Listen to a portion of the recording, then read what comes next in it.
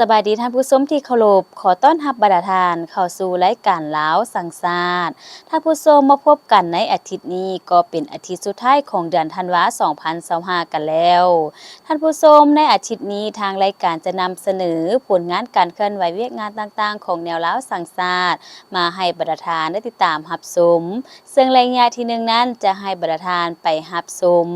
บางเนื้อในสำคัญในการโอลมของทานศิลวงศ์ขุดไพฑูรย์กรรมการกรมการเมืองศูนย์กลางพรรคประธานศูนย์กลางในลาวสังสาสตร์ต่อกองประชุมสามัญครบคณะกรรมการศูนย์กลางในลาวสังสาสตร์ครั้งที่5สมัยที่11และระยะที่2จะให้บรรดาทานไปติดตามรับชมเส้นบทบันทึกการร่วมมือระหว่างศูนย์กลางในลาวสังสาสตร์และกลุ่มบริษัทมารินีจำกัดผู้เดียวท่านรองประธานศูนย์กลางในลาวสังสาสตร์เข้าร่วมงานบุญกินเจียงโนเปเจ้าชนเผ่ามงอยู่แขวงเวียงจันทน์ซึ่งมีเนื้อในคือแนวใดเอาเป็นว่าเฮาไปติดตามรับชมพร้อมๆกันในโอกาสเข้าร่วมเป็นประธานกองประชุมและกล่าวปิดกองประชุมสามัญครบคณะกรรมการศูนย์กลางในลาวสังสาสตร์ครั้งที่5สมัยที่11ซึ่งเป็นท้ายสมัยนั้นท่านประธานศูนย์กลางในลาวสังสาสตร์ได้มีความเป็นห่วงเป็นใยต่อเวียกงานแนวโฮมโดยท่านได้เน้นหนักบังจิตใจต่อบรรดาทานกรรมการศูนย์กลางในลาวสังสาสตร์และแขกถูกเชิญในการนำเอาผลสำเร็จของประชุมครั้งนี้ไปหมุนใช้ในการจัดตั้งปฏิบัติหน้าที่แนวโฮมของแต่ละทานและแต่ละองค์การโดยเฉพาะแนวลาวสังสาสตร์ทุกขั้นว่า1. พวกเฮาจงพร้อมกันค้นคว้าเสื่อมซึมมติต่างๆของศูนย์กลางภาคเป็นต้นแมนมติของประชุมครบคณะบริหารงานศูนย์กลางภาคครั้งที่11และ12ที่จะมาถึงในสมัยที่11คาดหมายและมาตรการแนวใดนั้นเสนอให้กรรมการศูนย์กลางในลาวสังสาสตร์ทุกทานการจัดตั้งทุกขั้นนำไปจัดตั้งปฏิบัติตามพระราชบทบาทหน้าที่ของตนให้บรรลุผลเป็นอย่างดี2. เอามติของประชุมครั้งนี้และมติอื่นๆของศูนย์กลางในลาวสังสาสตร์นำไปปฏิบัติให้เกิดดอกออกผลสร้างเป็นแผนเวียกแผนงานของคณะกรรมการศูนย์กลางในลาวสังสาสตร์แต่ละขั้นพิเศษแม่นพร้อมกันกะเกี่ยมกับประชุมใหญ่ครั้งที่12ของพวกเฮาให้ได้ดำเนินตามแผนการกำหนดไว้ 3. สืบต่อปรับปรุงแผนเวียกวิธีเฮ็ดเวียกของคณะกรรมการศูนย์กลางในลาวสังสาสตร์ทุกขั้นกรรมการศูนย์กลางในลาวสังสาสตร์ทุกท่านต้องเป็นเจ้าการพันขยาย4เสริมสร้างคุณงามความดีเสริมสร้างความสามัคคีเสริมสร้างคุณวุฒิและเสริมสร้างคุณธรรมบนจิตใจเอาใจใส่ปฏิบัติข้อแข่งขันรักษาและพัฒนาเป็นต้น9ข้อแข่งขันขององค์การในลาวสังสาสตร์ตามข้อตกลงเลขที่388/คปจ.ออกแรงปลุกระดมคนขวายประชาชนพยายามลงหาประชาชนเอาใจใส่ประชาชนและนำเอาผลประโยชน์มาให้ประชาชนบอนตนเองอยู่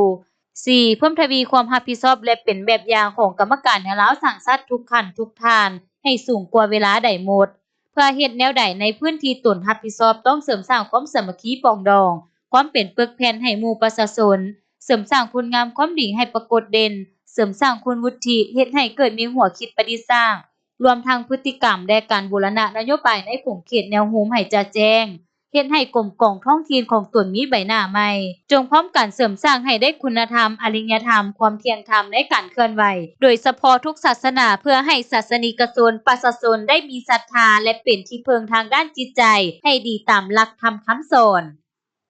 กฎระเบียบนี่ต้องได้ปรับปรุงเปลี่ยนแปลงหลายๆเฮาฟังพวกสหายมีคำเห็นบ่ทันหลายอันนี้พวกเขาปรับปรุงเปลี่ยนแปลงอย่างแดเมื่อก่อนเนี่ยได้ตั้งโต๊ะสัมมนา4ปัญหาใหญ่อันนั้น4ปัญหาใหญ่เปลี่ยนแปลงไปให้มันไปตามการสรุป40ปีของการเปลี่ยนแปลงใหม่แล้วกองประชุมเท่านี้เป็นกองประชุมไทยสมัยอันน่ะครั้งที่11ของพวกเฮาและต่อไปนี้แม่นพวกเฮาอันน่ะจะได้ก้าวเข้าสู่อันน่ะกองประชุมใหญ่ครั้งที่12ซึ่งเวียกงานของพวกเฮานี่ก็ยังหลายอันเลยข้าพเจ้าอยากแนะนำ3เวียกต่อไปนี้อันที่1พากันปรับปรุงบรรดาเอกสารที่แต่เฮาได้ปรึกษาหารือกันมื้อนี้ให้ละเอียดอันที่2มาหัดเตรียมความพร้อมรอบด้านกันให้แก่การดำเนินกองประชุมทั่วประเทศที่จะมาถึงปัญหาที่3เสนอให้ทุกท่านแม่นสืบต่อประกอบส่วนจนฮอดกองประชุมใหญ่เพิ่นได้จังหมดหน้าที่ครั้งที่11น่ะเนาะบ่แม่นแล้วเท่านี้ล่ะแล้วบ่แม่นเด้เพราะยังสืบต่อฮอดกองประชุมใหญ่ครั้งที่12จังหมดหน้าที่หน้าที่ของพวกเฮานี่แม่นประกอบส่วนการเกี่ยมกองประชุมใหญ่เนี่ยแหละรวมทั้งกองประชุมใหญ่ของพรรคกองประชุมใหญ่ของพรรคในก็จะตั้งขึ้นอยู่ใน อาทิตย์มิตรของเดือนหนึ่งที่จะมาถึงนี่เป็นอันนั้นแหละขอสรุปสั้นอันนั้นแหละขอแสดงความขอบใจต่อทุกท่านที่ได้ให้เกียรติเข้าร่วมของประชุมท้ายสมัยอย่างเบิกบานมุนซื่นขออวยพรให้ทุกท่านจงกลับคืนสู่กรมของท้องถิ่นด้วยความสวัสดีทุกประการและขออวยไส้ให้พรแก่ทุกท่านเนื่องในโอกาสปีใหม่ที่จะมาถึงขอให้ทุกคนจงมีสุขภาพเข้มแข็งมีความผาสุกมีผลสำเร็จใหม่ใหญ่หลวงกว่าเก่าถึงว่าอายุจะแก่แต่ขอมีความเข้มแข็งนุ่มแน่นตลอดไปขอประกาศปิดกองประชุมครบคณะไทยสมัยแต่เท่านี้ขอขอบใจ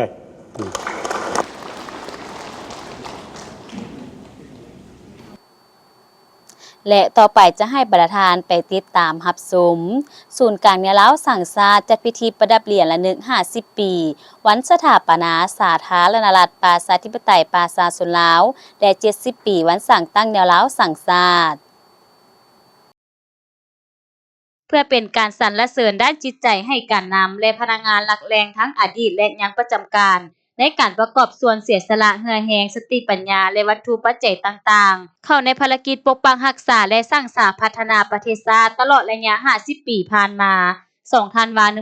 1975หา2ธันวาคม2025และถือเอาโอกาสการเฉลิมฉลอง3วันประวัติศาสตร์ของพรรคของชาติในปี2025เป็นการประดับเหรียญการละนึกในขอบเขตทั่วประเทศฉะนั้นอยู่ศูนย์กลางแนวเล้าสั่งศาสตร์จึงได้จัดพิธีประดับเหรียญดังกล่าวขึ้นที่โรงแรมแลนด์มาร์ค นครหลวงเวียงจันทน์ในอาทิตย์ผ่านมานี้โดยมีท่านศิลวงศ์คุดไพฑูรย์กรรมการกลุ่มการเมืองศูนย์กลางพรรคประธานศูนย์กลางแนวเล้าสั่งศาสตร์ให้เกียรติเข้าร่วมพร้อมนี้ยังมีบรรดาทานรองประธานคณะกรมห้องการศูนย์ค้นคว้าพนักงานหลักแรงทั้งอดีตและยังประจำการพร้อมด้วยกรรมการศูนย์กลางแนวเล้าสั่งศาสตร์เข้าร่วมในพิธีท่านสุริปัญญาราชสมบัติหัวหน้ากรมจัดตั้งพนักงานศูนย์กลางแนวเล้าสั่งศาสตร์ได้ขึ้นอ่านบัญชีรายชื่อบรรดาท่านที่ได้รับเหรียญการละนึก50 ปีวันสถาปนาสาธารณรัฐประชาธิปไตยประชาชนลาวฉบับเลขที่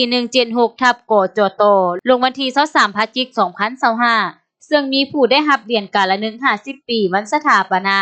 สาธารณรัฐประชาธิปไตยประชาชนลาวจำนวน109ท่านในพิธีดังกล่าวยังได้ประดับเหรียญการละนึก70 ปีวันสั่งตั้งแนวเล้าสั่งศาสตร์ให้บรรดาท่านกรรมการศูนย์กลางแนวเล้าสั่งศาสตร์ตามข้อตกลงฉบับเลขที่139/สนช.ลงวันที่24ธันวาคม2025และบริษัทกิตตพงศ์กรุ๊ปจำกัดตามข้อตกลงของศูนย์กลางแนวเล้าสั่งศาสตร์ฉบับเลขที่141/สนช.ลงวันที่24ธันวาคม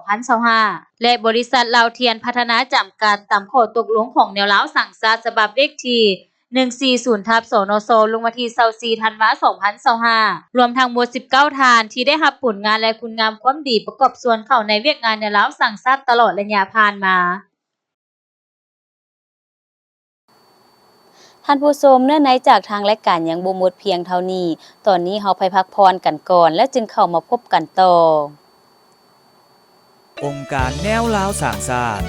ยามใดก็เสริมขยายมูลเสื้อความสามัคคีทั่วปวงชนลาวบรรดาเผ่าเพื่อเป็นกำลังแห่งสร้างรวมเข้าในภารกิจปกปักรักษาและสร้างสรรค์พัฒนาประเทศชาติท่านผู้ชมระยะที่2นี้จะให้บรรดาท่านไปติดตามรับชมเส้นบทบันทึกการร่วมมือระหว่างศูนย์กลางแนวเล้าสั่งศาสตร์และกลุ่มบริษัทมารินีจำกัดผู้เดียวในอาทิตย์ผ่านมานี้ศูนย์กลางแนวเล้าสั่งศาสตร์ได้จัดพิธีเซ็นบทบันทึกการร่วมมือ2ฝ่ายเป็นเกียรติเข้าร่วมโดยท่านคำพลอยวรรณสารกรรมการศูนย์กลางพรรครองประธานศูนย์กลางแนวเล้าสั่งศาสตร์พร้อมด้วยบรรดาท่านคณะนำ2ภาคส่วนผู้ตั้งหน้าจากกระทรวงเกษตรกรรมและสิ่งแวดล้อมผู้ตั้งหน้าจากองค์การปกครองแขวงแนวเล้าสั่งศาสตร์แขวงแผนกเกษตรกรรมแขวงเวียงจันทน์และเมืองธุรคมเข้าร่วมที่ศูนย์กลางแนวเล้าสั่งศาสตร์ตั้งหน้าเซ็นบทบันทึกการร่วมมือครั้งนี้โดยท่านวันดีจันทร์สมบัติหัวหน้ากรมสรรพากรการจัดตั้งสังคมและท่านพุทธดุอินทวงศ์ประธานกลุ่มบริษัทมารินีจำกัดผู้เดียวการร่วมมือดังกล่าวเป็นการจัดตั้งปฏิบัติโครงการทดลองปลูกข้าวนาไฮใหญ่ปลูกพืชล้มลุกและเลี้ยงสัตว์อยู่เมืองธุรคมแขวงเวียงจันทน์ในนี้2ฝ่ายได้เอกภาพแบ่งความรับผิดชอบตามภาระบทบาทของตนเป็นต้น แนวลาวสร้างชาติเน้นใส่เวียกงานการประสานงานกับองค์การปกครองท้องถิ่นและการปลุกระดมชาวนาประชาชนชั้นคนต่างๆเข้าร่วมจัดตั้งปฏิบัติโครงการไกล่เกลี่ยและแก้ไขปัญหาที่อาจจะเกิดขึ้นในระยะการจัดตั้งปฏิบัติฝ่ายบริษัทรับผิดชอบการลงทุนทั้งหมดด้านเทคนิคและสิ่งสำคัญที่สุดแม่นตลาดจำหน่ายเพื่อรับประกันผลผลิตให้ประชาชนสำหรับประชาชนหรือชาวนามีส่วนร่วมในด้านเนื้อที่ดินแรงงานและการบริบาลรักษาซึ่งระยะเวลาร่วมมือกันปฏิบัติโครงการ15 ปีในโอกาสนี้ท่านรองประธานศูนย์การเงินลาวสร้างชาติได้มีความเห็นต่อโครงการร่วมมือ2ฝ่ายโดยมีเนื้อในบางตอนได้เน้นว่าเรียกร้องมายังบรรดาทานจงให้มีความร่วมมือให้การสนับสนุนพร้อมทางเข้าร่วมในการจัดตั้งปฏิบัติของบรรดาแขนงการที่เกี่ยวข้องทั้งอยู่ขั้นศูนย์กลางในท้องถิ่น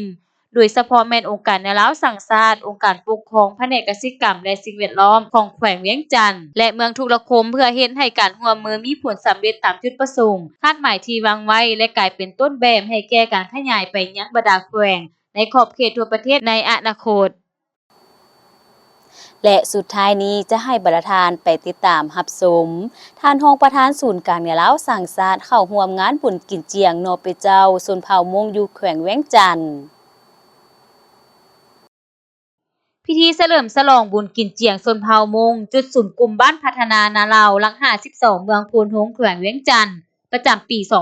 2025ได้จัดขึ้นโดยการเข้าร่วมของท่านเจริญเยี่ยเปาเฮอกรรมการศูนย์กลางภาครองประธานสภาแห่งชาติท่านมอนไซลาวโมซงกรรมการสำรองศูนย์กลางภาครองประธานศูนย์กลางในลาวสร้างชาติท่านสมประสงค์สู่วงคำจันทร์กรรมการประจำภาคแขวงรองประธานปกครองแขวงเวียงจันทน์เลขาคณะบริหารงานภาคเมืองโพนฮงมีบรรดาท่านการนำขั้นแขวงขั้นเมืองเจ้ากกเจ้าเหล่าหัวหน้าสิงสาวพร้อมด้วยประชาชนบรรดาเผ่า11บ้านภายในเมืองเข้าร่วมในอาทิตย์ผ่านมานี้ในพิธีท่านจันเพ็งทรงกรรมการในลาวสร้างชาติแขวงเวียงจันทน์ได้รายงานเกี่ยวกับความเป็นมาของบุญกินเจียงนอเปเจ้าชนเผ่ามงโดยปฏิบัติตามฮิตของประเพณีของชนเผ่ามงซึ่งได้จัดขึ้นทุกๆปีที่ได้สืบทอดกันมาแต่โดนนานแล้วเป็นการส่งท้ายปีเก่าและต้อนรับปีใหม่เป็นการตีราคาผลสำเร็จแห่งการเก็บกู้ผลิตผลละปูชนเผ่ามงได้มีวัฒนธรรมฮิตของประเพณีอันดีงามที่เป็นเอกลักษณ์ของเผ่ามีมูลเชื่อต่อสู้พิละอาหารบ่ยอมจำนนมีความอดทนมีความกล้าหาญดุมันบุญดังกล่าวกงกับเดือน12สากลและกงกับแฮม15ค่ำของเดือนเจียงเดือนเผาลาวและจัดขึ้นภายหลังเก็บกู้ผลผลิตกสิกรรมสำเร็จก่อนจะถึงบุญนอเปเจ้าของประชาชนเผ่ามงได้มีการห่างหากะเกียมสิ่งที่จำเป็น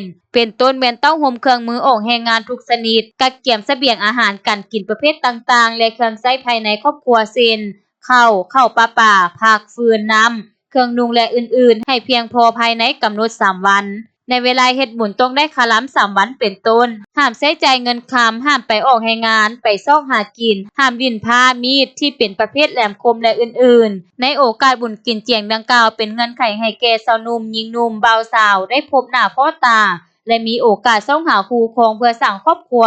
โอกาสนี้ทานมอนไซลาวโมซงเป็นเกียรติเก่าในพิธีมีเนื้อในบางตอนว่าการเฉลิมฉลองบุญปีใหม่ของพี่น้องชนเผ่ามงแม่นเป็นบุญหนึ่งที่มีความหมายสำคัญในชีวิตวัฒนธรรมฮิตของประเพณีอาจเป็นบุญเชื่อที่ดีงามได้หมุนมาครบรอบอีกวาระหนึ่งทั้งเป็นการประกอบส่วนในการอนุรักษ์และส่งเสริมด้านวัฒนธรรมที่ของประเพณีของชนเผ่าการเฉลิมฉลองบุญนอเปเจ้าปีนี้ให้ดำเนินแบบกระทัดรัดเบาบางถือเนื่องในความหมายเป็นจุดซุ่มเนใส่ปฏิบัตินโยบายการประหยัดและลดพรการฟุ่มเฟือยพร้อมนี้ในพิธียังได้มอบใบย่องย่อให้ผู้อุปถัมภ์งานดังกล่าวรับชมการแสดงศิลปะวรรณคดีและร่วมโยนมักค้อนตามประเพณีตื่มอีก ท่านผู้ชมที่บรรดาทานได้ติดตามรับชมผ่านไปทั้งหมดนั้นก็คือผลงานการเคลื่อนไหวเวียกงานต่างๆของแนวลาวสร้างชาติที่ทางรายการได้นำมาเสนอให้บรรดาทานได้ติดตามรับชมในอาทิตย์นี้เวลาก็ใกล้จะหมดลงแล้วถ้าหากบรรดาทานสนใจหรืออยากตำหนิติชมต่างๆก็สามารถโทรศัพท์มาได้ที่หมายเลข0212189666หรือหมายเลขที่แสดงอยู่ถึงหน้าจอนี้ ทางรายการยินดีเอาคำตำหนิติชมของบรรดาทานไปปรับปรุงรายการให้ดีขึ้นกว่าเก่านอกจากนั้นบรรดาทานก็ยังสามารถติดตามการเคลื่อนไหวต่างๆของแนวล้าวสร้างชาติได้จากเว็บไซต์ศูนย์กลางแนวล้าวสร้างชาติ www.lfnd.gov.la นอกจากนั้นก็มี Facebook ก็คือข่าวสารแนวหุ้มและแอปพลิเคชัน LFND สำหรับมื้อนี้พิธีกรพร้อมด้วยทีมงานล้าวสร้างชาติต้องขอลาท่านผู้ชมไปก่อนไว้พบกันใหม่ในอาทิตย์หน้าวันและเวลาอันเดียวกันสำหรับมื้อนี้กล่าวคำว่าสบายดี